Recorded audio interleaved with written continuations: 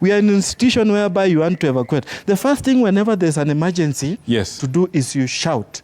You shout for... Raise alarm. Yes, you raise an alarm. Hey, can you help? There's a fire. Fire. Can you help? Fire. Okay. Fire. So everybody knows that there's a fire. There's a fire. Number two, you evacuate using the nearest exit route. Okay? Okay. The nearest exit route is the primary door that you came in. The door you came in. Yes.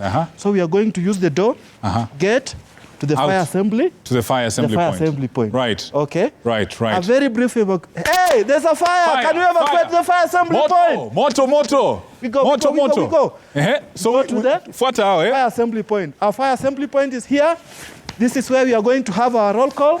We're going to take a roll call and see who was on duty, who was in the office, and why can't we get Jen, Peter, where are they? So first things first, we evacuate ourselves. Make sure we are at the fire assembly point. And then next is we do a roll call. We do a roll call. Tulikuwa na nani? Nani alikuwa huku, na nani hajakuja. In that when the firemen are coming, office number 3, there was Peter. And we can't see him at the fire assembly point. Okay, question. I can see our officers are very strong. Yes. What if somebody is injured? In the panic, maybe somebody slips and falls. What do we do? My patient here has slipped down. You as a first aider or a fire marshal, what are you going to do? Make sure you hold him this way. Under the arms? Yes.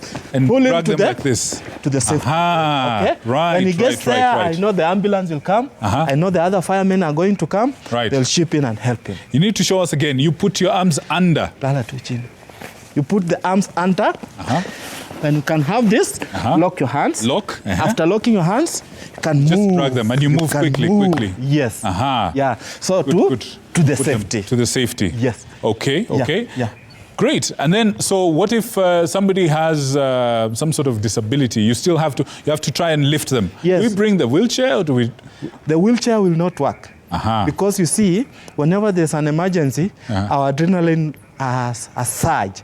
You can't even locate the wheelchair and what have you. Yes. So the best thing to do, just have the patient or have the culprit to the fire assembly. To the fire assembly point. Yes. Now, I can see here, by the way, are we compliant? Is the location of our fire assembly point good enough? Very okay. Now, very okay. What are some of the places that we can use as fire assembly points in our schools, in our homes, and in our workplaces?